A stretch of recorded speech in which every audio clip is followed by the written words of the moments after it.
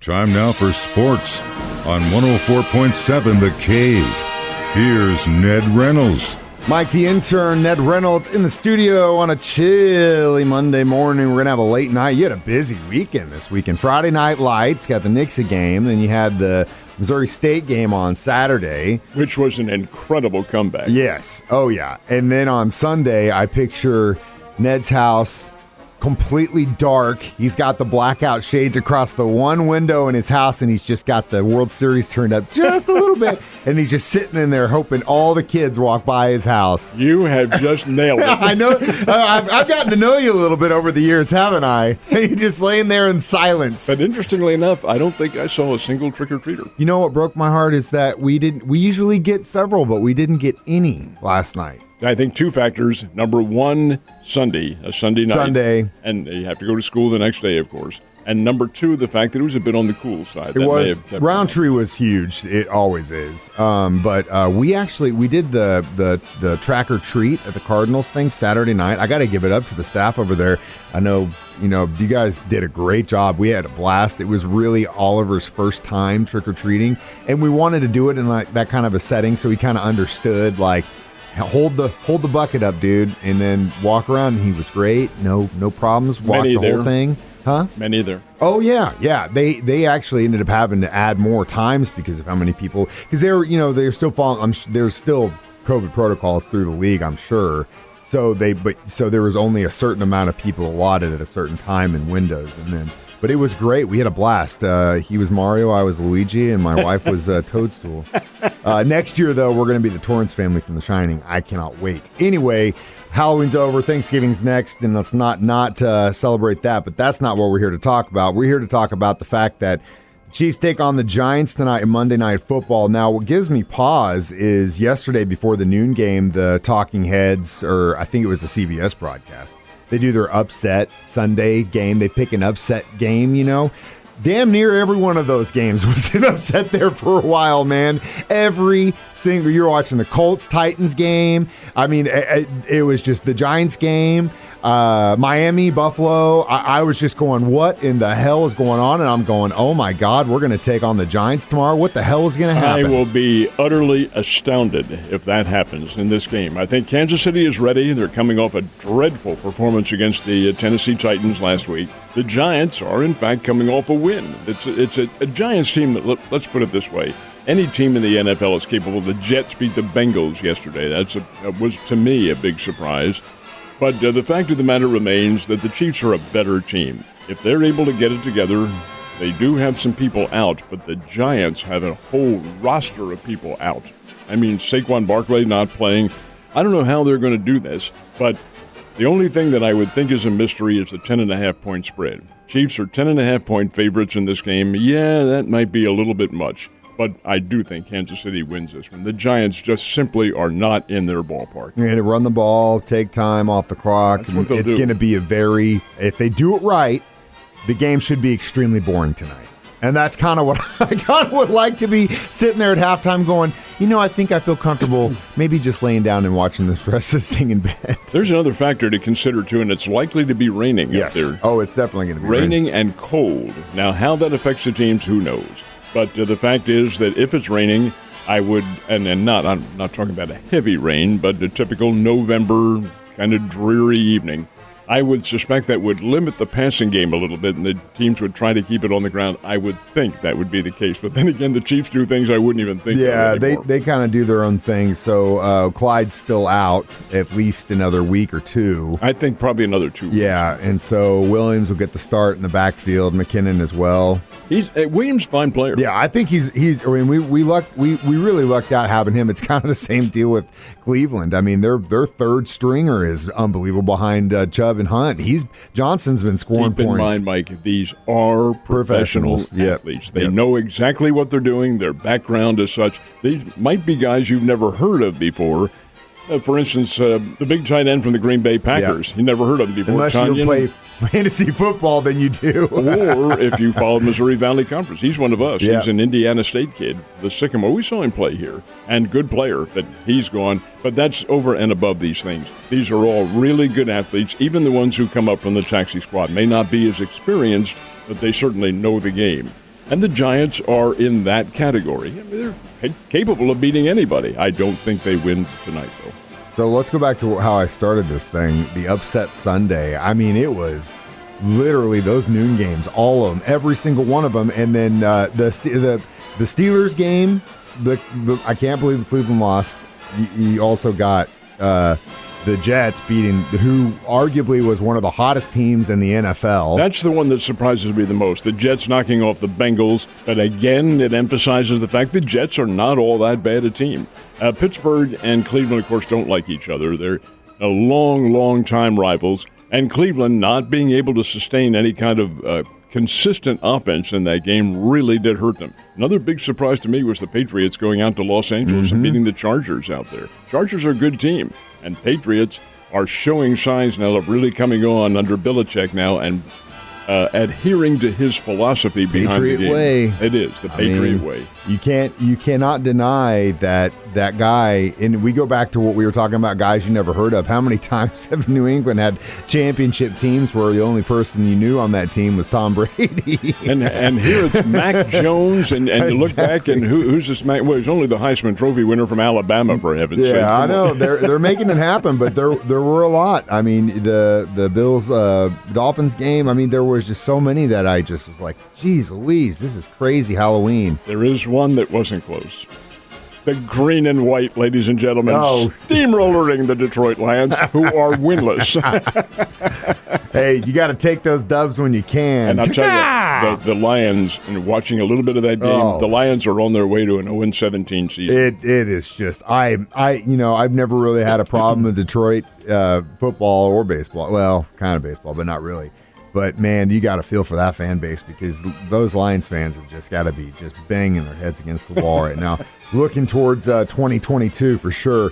Joy Lady Panthers had a early, I guess, preseason test and got an A+, wouldn't you say? More than that. They got the gold star with it. These are three really good teams that they played.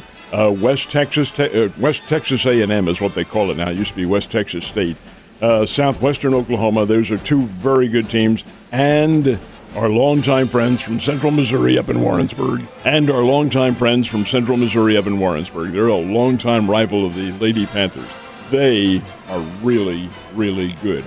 Drury wins all three. The first two in something of a walkaway, big scores, or relatively big scores. Yesterday, 84-81 in a dandy.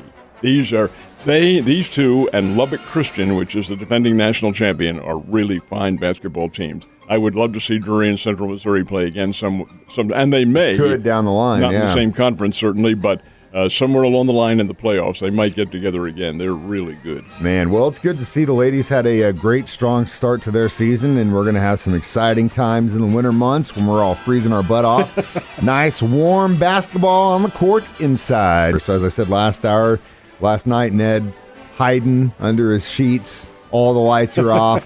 Barely the glow of the World Series on TV, being as quiet as possible so far.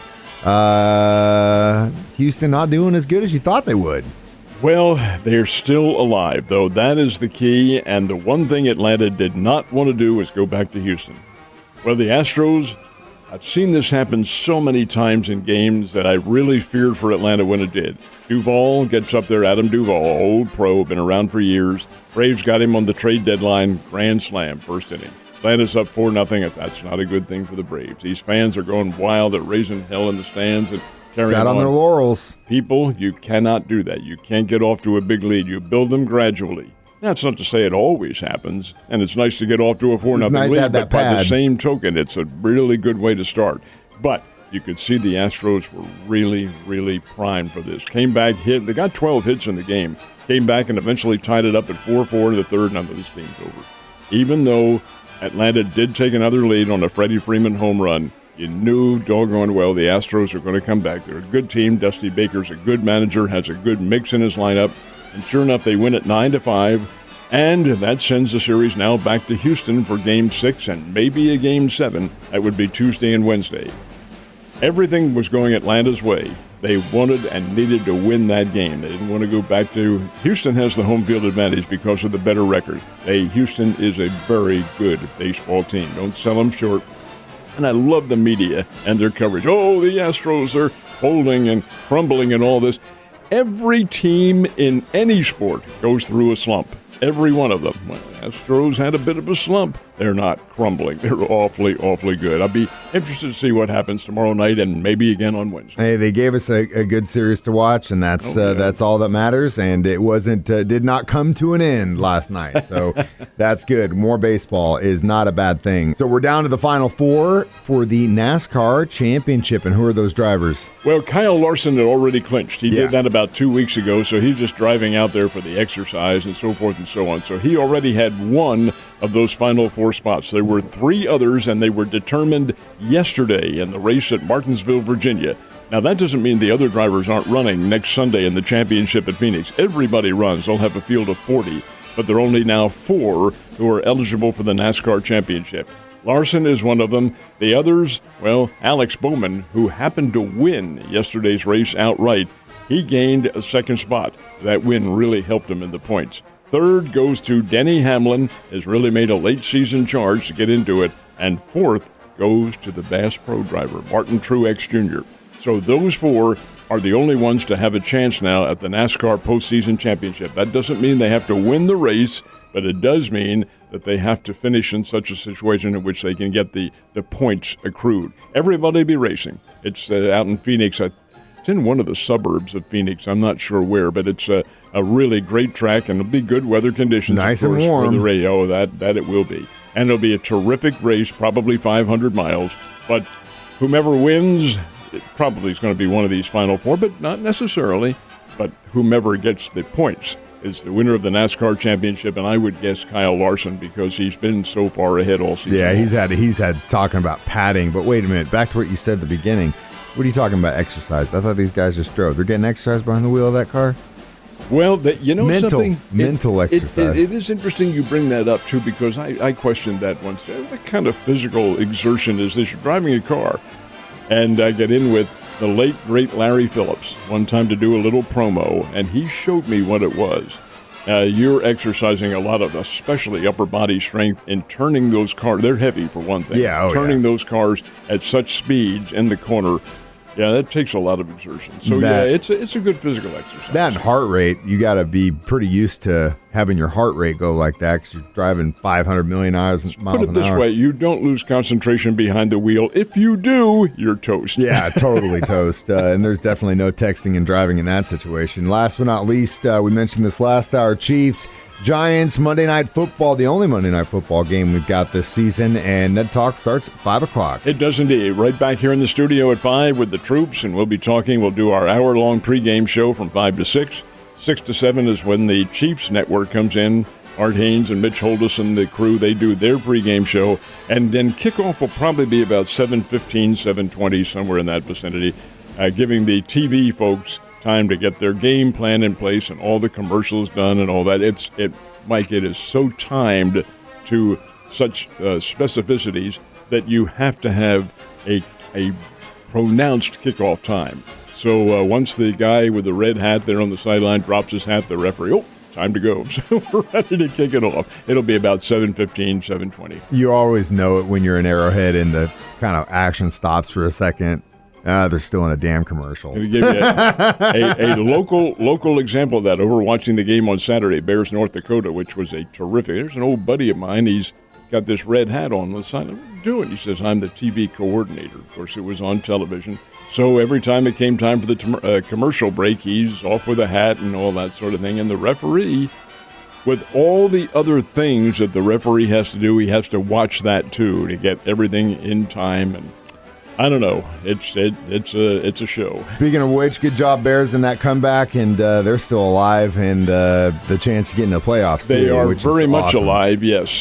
Here's the way, in my opinion, just watching this, that was a game they had to win, and they're down by 11 points in the fourth period. Come back in the final few minutes of the game, get to within shouting distance, and then win the doggone game virtually at the gun with a touchdown. Terrific effort. Great come from behind. North Dakota did not play 60 minutes. They only played 58, and you can't do that, not against good teams, and the Bears are a good team. Bears still have Southern Illinois and Northern Iowa to play. Southern Illinois is next week in Carbondale. Northern Iowa is the following week, and it is here. They do have one more game, but that's way out in Utah, and that's not a conference game. That's Dixie State, and the Bears should beat them. But these other two, these are key games for Missouri State. Hopefully we can see them go on again Be great. in the postseason, which would be back-to-back, which would be awesome. Ned, you have a great day. Go Chiefs.